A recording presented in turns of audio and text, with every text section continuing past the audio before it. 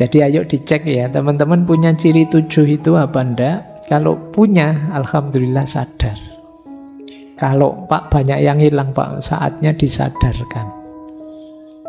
Orang yang tidak punya 7 itu berarti tidak sadar. Orang yang tidak sadar tidak menikmati hidupnya. Mungkin ada banyak hal menarik, hal nikmat, hal luar biasa, tapi kamu lewatkan begitu saja. Maka hiduplah dengan sadar, dengan yakzon tadi. Biar apa? Biar bisa menikmati hidup. Apa sih Pak gunanya menikmati hidup? Mengaji Hening bersama Dr. Fahrudin Faiz. Mari kita simak. Baik, malam hari ini tema kita tema kesadaran. Meskipun saya yakin teman-teman malam hari ini kesini itu sadar kan? Atau ada yang tidak sadar? Tidak tahu Pak, saya kok tiba-tiba di sini padahal ya pinginnya apa gitu. Insya Allah semua sadar ya. Alhamdulillah malam hari ini bisa nyampe sini paling tidak secara medis sadar. Bukan orang yang koma, bukan orang yang pingsan. Nyampe sini berarti sudah sadar. Nah malam hari ini kita belajar sadar yang lebih berkualitas. Tidak sekedar sadar bahwa kita bangun, bahwa kita sehat. Mungkin ya sehat sangat penting. Tapi kita coba menggali kesadaran yang lebih dalam. Meskipun pelan-pelan ya, malam hari ini kita pelan-pelan saja melangkahnya. Nanti ada banyak pikiran-pikiran para filosof, tapi dinikmati saja. Mungkin ada yang bisa ditangkap, ada yang tidak. Bismillah, kita mulai. Saya awali dari definisi. Ada banyak definisi kalau teman-teman buka buku, tapi secara umum menurut saya yang disebut sadar itu kita paham tentang diri kita dan lingkungan kita. Kita mengenali diri kita dan lingkungan kita. Ini berarti sadar. Kalau kita tidak kenal diri kita, tidak ngerti lingkungan sekeliling kita, ya kita disebutnya tidak sadar. Jadi yang paling awal justru paling berat itu mengenali diri. Menyadari siapa aku, mengapa aku seperti ini, mengapa aku di sini, itu bagian dari kesadaran.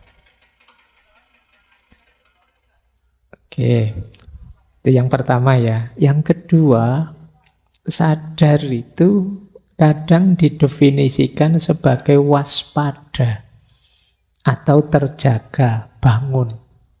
Ya ini lawannya pingsan, lawannya koma, lawannya ngantuk. Mungkin ada yang bilang kalau ngantuk itu setengah sadar Pak.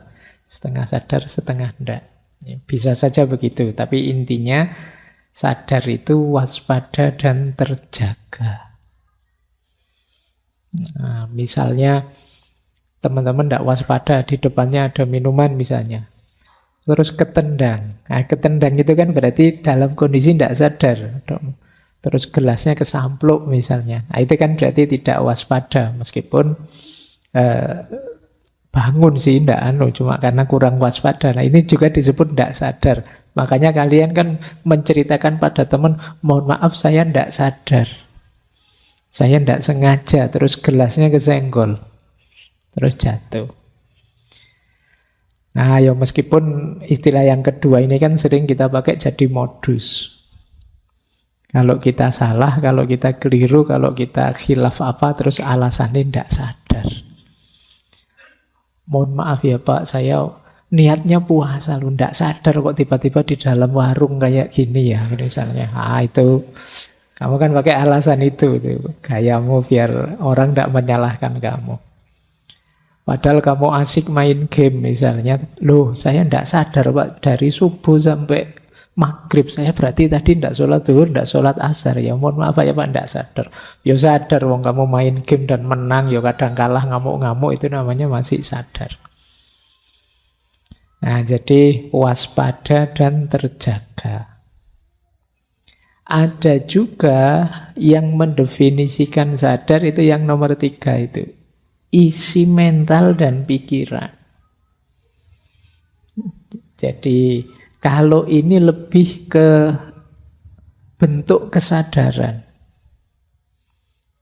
Di isi diri kita, isi mental kita. Misalnya saya ada di sini dengan kesadaran saya sedang memberi kajian. Kalian duduk di sana dengan kesadaran sedang mengikuti kajian. Awas kebalik-balik, awas keliru. Jadi isi mental dan isi pikiran. Termasuk kalau kalian sering saya orang Indonesia loh, saya Muslim loh, saya masih muda loh, saya mahasiswa loh. Ini kan isi kesadarannya. Jadi kalau orang menyatakan kesadaran itu ada kalanya isinya ini. Kalau dibahas yang ketiga ini, tema kesadaran itu bisa luas sekali. Mungkin 90% materi ngaji filsafat itu ya kesadaran. Ya, itu yang kadang-kadang kamu bangun, ya kamu sehat, ndak koma, ndak ngantuk. Kamu ya waspada, tapi orang memarahi kamu. Kamu kok ndak sadar sih? Mbok yo yang sadar, kita itu orang Indonesia. Mbok yo yang sadar, kita itu Islam. Mbok yo yang sadar. Nah, kamu itu mahasiswa. Nah, ini yang nomor 3 ini. Jadi sekarang kita tahu ya, kalau ada orang ngomong kesadaran, coba dicek dia ada di mana. Apakah kesadaran yang pertama, pengenalan diri, pemahaman diri dan lingkungan, ataukah kewaspadaan, keterjagaan? Kalau ini mungkin banyak berhubungan dengan tadi ya, medis dan lain sebagainya. Yang ketiga, isinya. Isi mental dan pikiran. Baik, jadi ini dari sisi definisinya saja.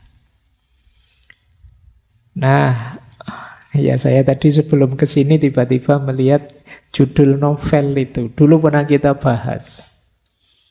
Karya Ibnu Tufail. Judulnya Hai bin Yaqdhan. Saya bawa kata-kata itu, saya tidak akan bahas isinya. Kalau kalian ingin tahu isinya, dicek lagi ngaji filsafat yang lama ya. Cuma saya tertarik dengan kata-katanya. Ini novel ini ditulis oleh Ibnu Tufail. Sebelumnya juga Ibnu Sina pernah nulis cerita dengan tokoh Hai bin Yaqdhan juga. Jadi kalau dalam bahasa Arab, Hai itu artinya hidup, hayyun. Yaqdhan itu artinya bangun. Jadi hidup ini kalau diartikan letterlek ya, itu kan tokoh utamanya memang di novel itu namanya Hai bin Yaqdhan. Kalian boleh beli novelnya. Terjemahannya banyak. Kalau Arabnya juga ada, malah bisa di-download gratis. Kalau mau. Kan enggak apa-apa buat koleksi. Kamu kan kalau urusan perbukuan kan lebih kolektor daripada pembaca. Ya, saya tahu benar itu. Nah, kalau Hai itu artinya orang yang hidup. Kalau Yaqdhan artinya orang yang bangun. Jadi Hai bin Yaqdhan itu orang hidup, anaknya orang yang bangun. Ini menarik ya, dua kata yang digabungkan oleh Ibnu Tufail. Mungkin maksudnya begini, banyak orang yang hai, yang hidup, tapi tidak bangun. Ya mungkin hidupnya tidak berkualitas, tidak tercerahkan. Tidak sadar tentang kenyataan dirinya, kenyataan lingkungannya.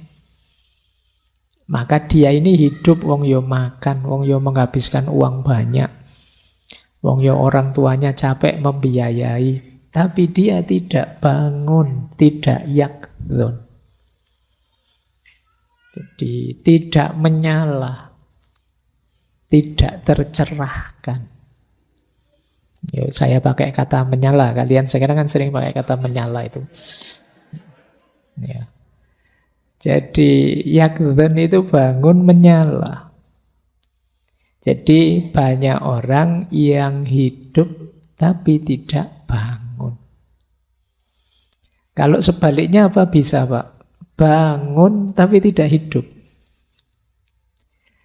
Logikanya ya tidak mungkin orang bisa bangun, tidak hidup kok bisa bangun. Tapi mungkin saja ada orang yang pikirannya kelas tinggi, melangit. Kalau ngomong daki-daki luar biasa, tapi tidak berefek pada kehidupannya. Kalau ngomong kayak ya oh, apa kayak ya oh itu, pokoknya umum luar biasa tingginya. Tapi kenyataan hidupnya tidak sehebat mulutnya. Nah ini mungkin bisa kita definisikan orang yang bangun, yakdhun, tapi tidak high. Ilmunya tidak hidup. Dia hanya mengawang-awang. Itu mungkin bisa-bisa kita arahkan ke situ. Nah, kalimat ini, kata ini saya bawa malam hari ini paling tidak untuk memperjelas yang dimaksud dengan kesadaran. Ada orang membahas kesadaran itu hanya di level high, di level hidup. Pokoknya ndak pingsan, ndak koma, makannya banyak. Kalau tidur ngorok ya berarti dia hidup, kan gitu. Tapi yang banyak dibahas para filosof, para ulama tentang sadar itu sebenarnya aspek yakdhun ini. Aspek bangun. Hidup yang tidak sekedar hidup. Seperti dulu ya kata-katanya Hamka itu. Kalau hidup sekedar hidup, ya monyet juga hidup di hutan. Binatang juga hidup semua. Tapi kita ini manusia. Jadi hidup kita harus membangun. Makanya istilahnya yakdhun itu kan bangun. Jangan tidur saja, jangan rebahan saja. Kita harus bangun. Kalau bahasanya Al-Quran, ya ayyuhal mudassir kum fa'andir. Jadi wahai orang yang berselimut, nah, semoga kalian tersinggung ya dengan kata itu. Atau kalian ngeyel, enggak kok Pak, saya enggak pernah selimutan, Jogja panas sekarang. Jadi enggak tentang saya itu.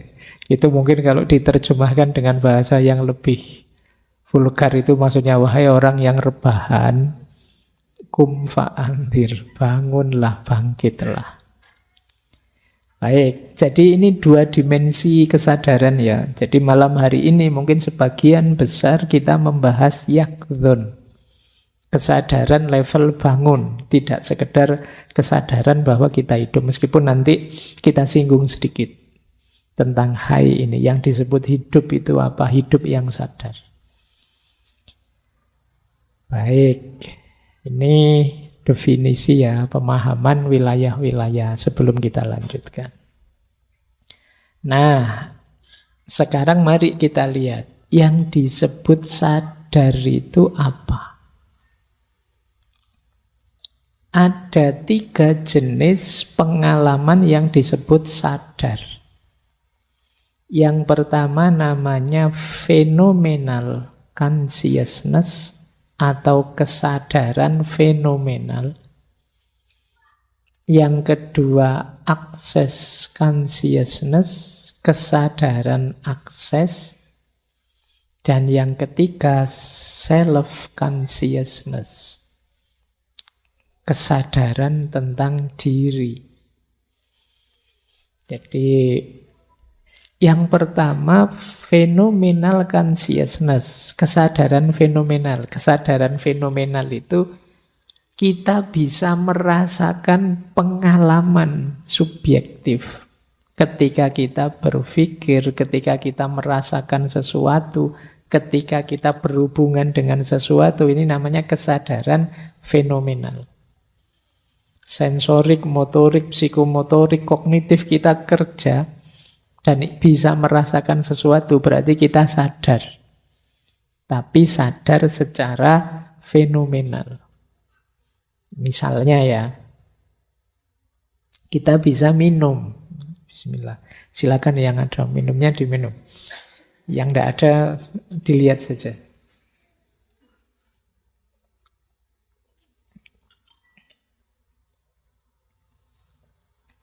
Nah, secara sensorik kita bisa merasakan, minumannya manis. Suka saya senang yang manis-manis. Selain minuman juga saya suka yang manis-manis. Nah, suka atau tidak suka itu emosi. Jadi manis itu sensorik, suka atau tidak suka itu emosi. Kemudian pasti tadi diberi banyak gula. Itu kan kesimpulan pikiran. Kita bisa seperti itu berarti kita sadar. Tapi kalau ditanya, Pak, tadi minum rasanya gimana, Pak? Lupa ya, kayak gimana ya tadi rasanya? Kok enggak ingat saya? Berarti enggak sadar. Nah, ini namanya kesadaran fenomenal. Jangan-jangan ini kelihatan simpel, tapi mungkin sebagian besar pengalaman kita mengalir begitu saja tanpa kita sadari. Ayo kalian tadi berangkat ke sini misalnya, ketemu berapa motor misalnya. Nggak lupa Pak, nggak ngitung saya Pak. Padahal dihitung bisa, tapi kalian kan nggak ngitung. Biarkan lewat saja, itu namanya tidak disadari. Ya, ketika kalian ke sini tadi sudah berapa orang di masjid, ya nggak ngitung Pak, pokoknya banyak gitu saja. Ini secara fenomenal kita tidak secara serius ingin menyadarinya. Meskipun ya sebenarnya masuk dalam sensasi kita, pikiran kita tidak membunyikannya. Jadi kalau ini kesadaran fenomenal, berhubungan banyak dengan rasa. Kalau kalian bertanya gimana sih rasanya, gimana sih sensasinya, nah ini phenomenal consciousness. Yang kedua, access consciousness, kesadaran akses. Kalau kesadaran akses itu kesadaran ketika kita tidak sekedar menyerap, tapi juga menganalisis, tapi juga merespon, tapi juga bereaksi tentang itu. Ini namanya kesadaran akses.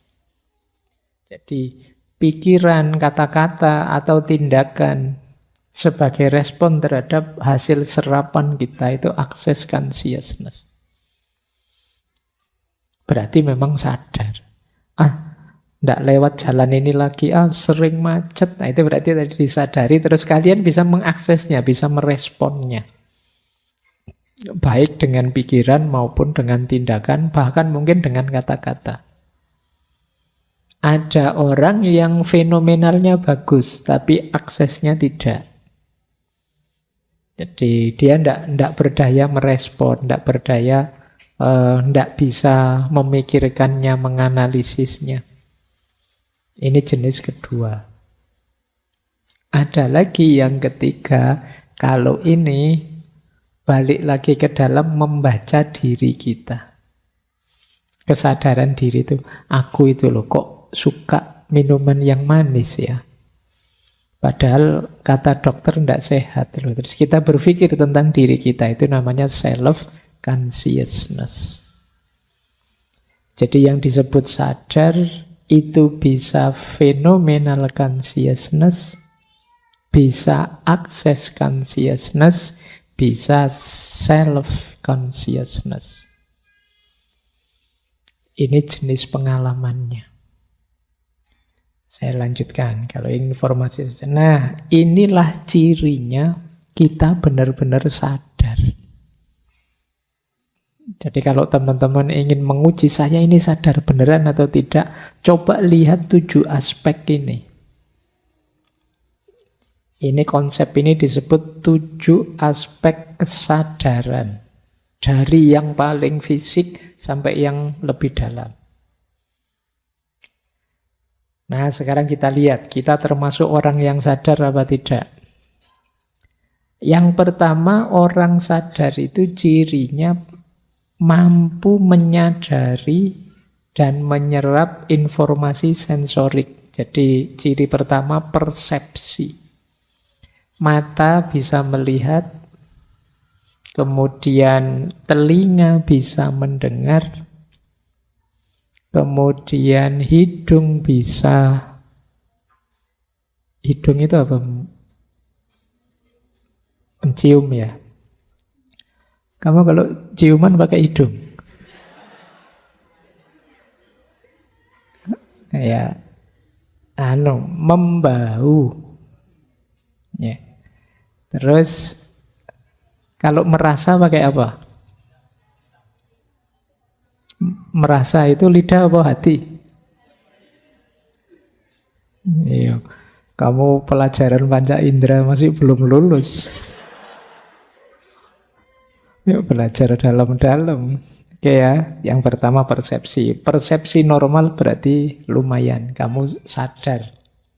Tapi hanya satu unsur, masih ada unsur yang lain. Orang sadar yang kedua, cirinya apa? Attention. Attention itu bisa memfokuskan kesadaran pada hal tertentu dan menyisihkan yang lain. Ini namanya orang sadar. Saya sekarang tak ngaji, main HP-nya nanti saja, berarti kamu sadar.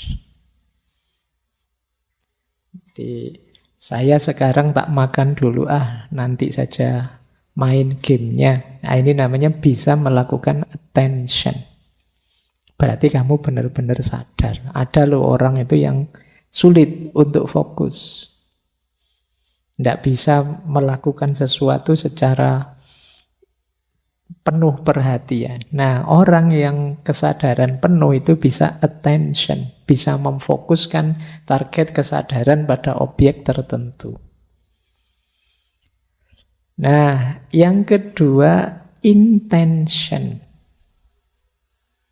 Intention itu bisa punya target, punya intensi, bisa punya maksud.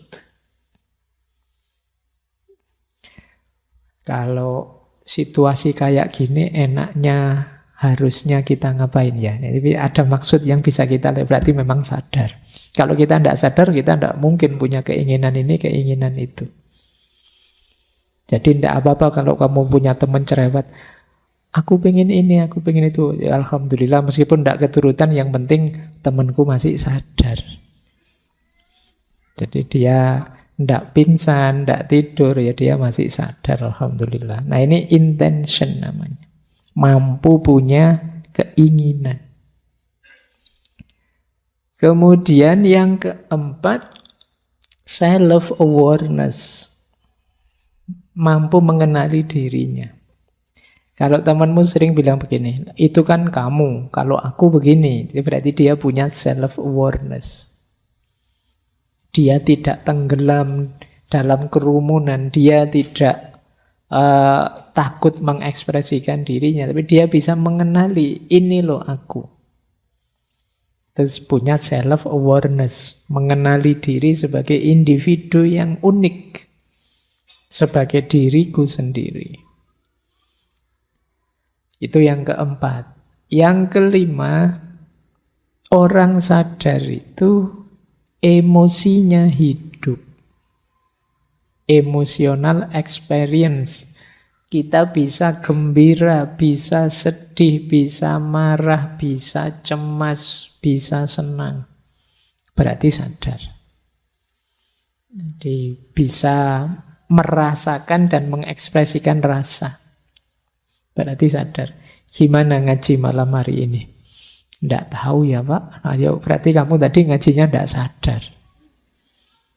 Kalau tidak cocok, tidak enak Pak ngajinya tadi. Enak Pak ngajinya tadi. Itu kan emosimu hidup, main. Berarti kamu menjalankannya dengan sadar.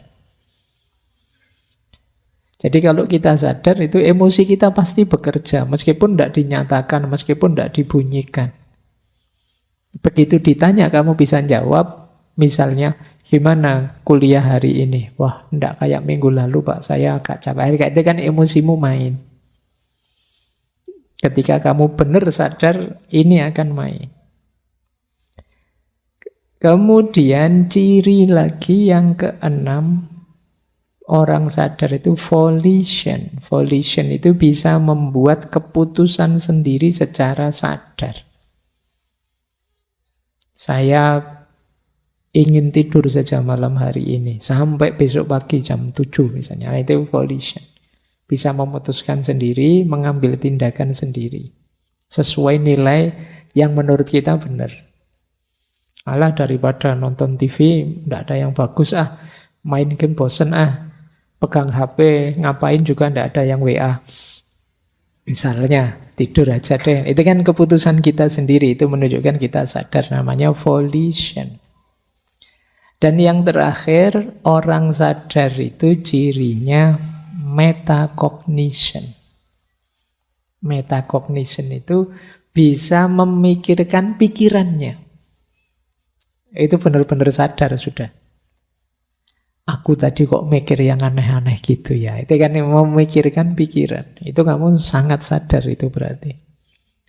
Kok bisa-bisanya membayangkan yang aneh-aneh gitu ya tadi ya. Itu memikirkan pikiranmu sendiri.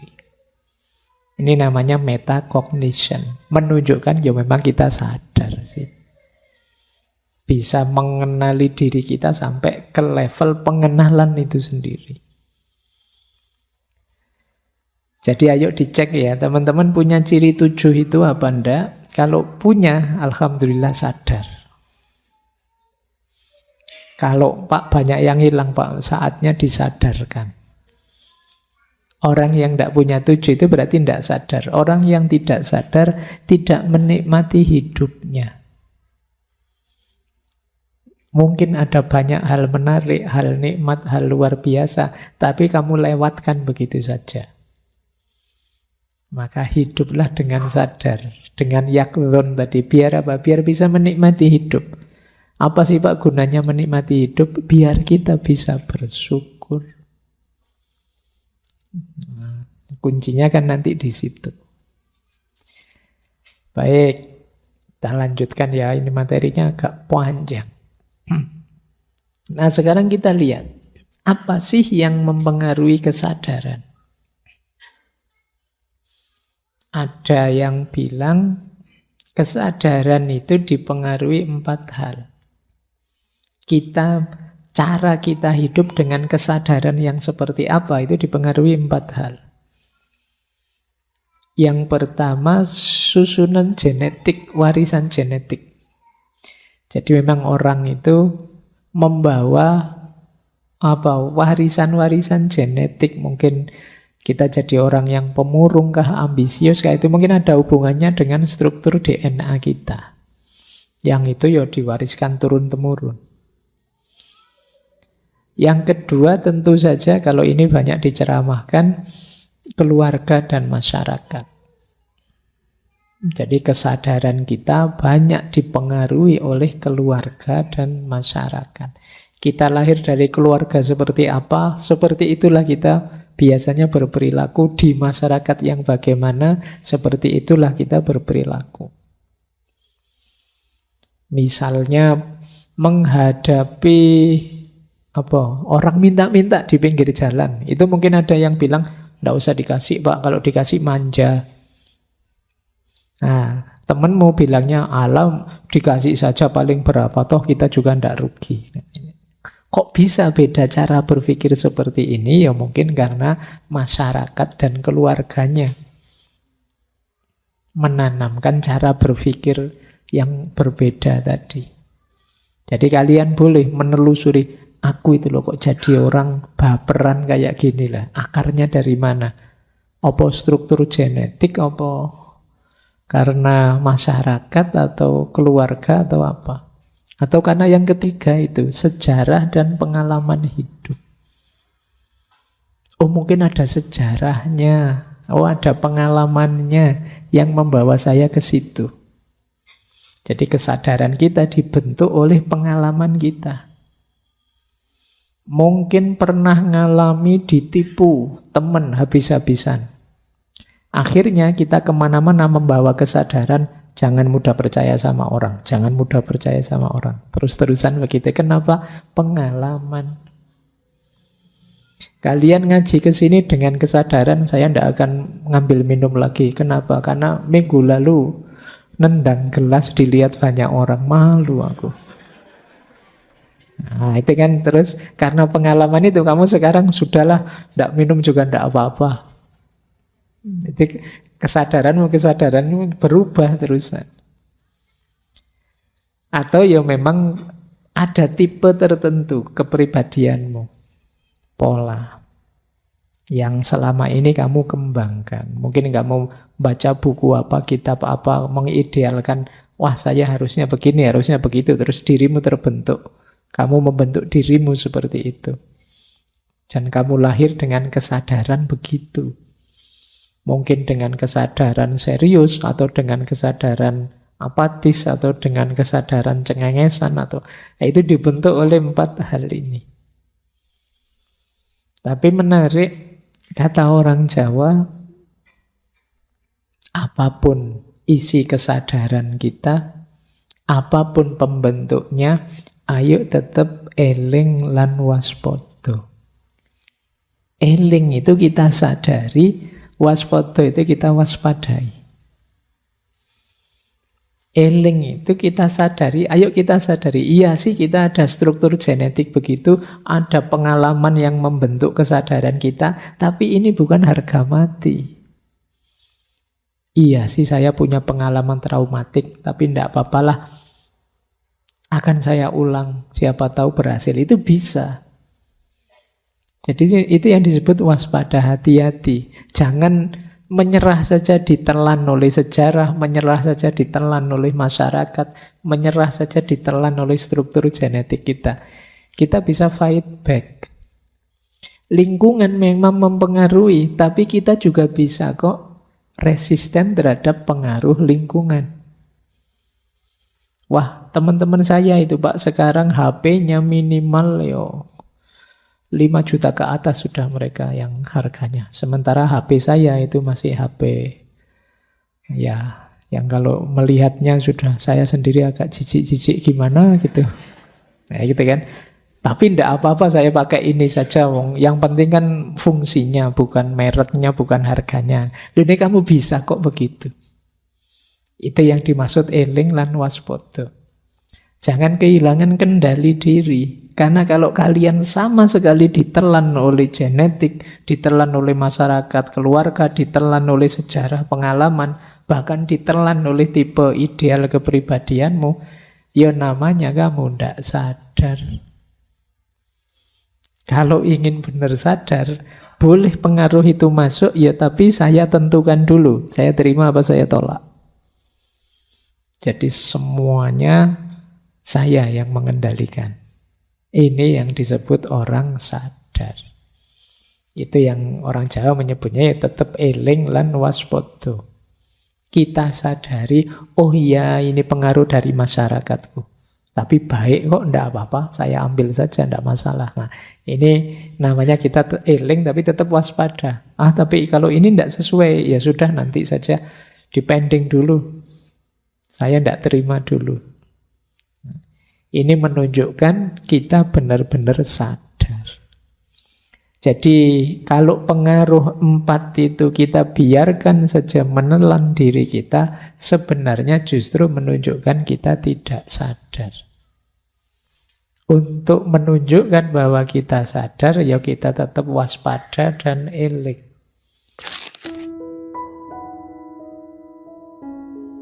Terima kasih sudah menyimak.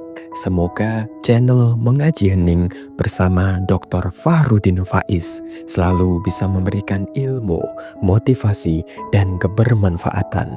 Salam sehat dan bahagia.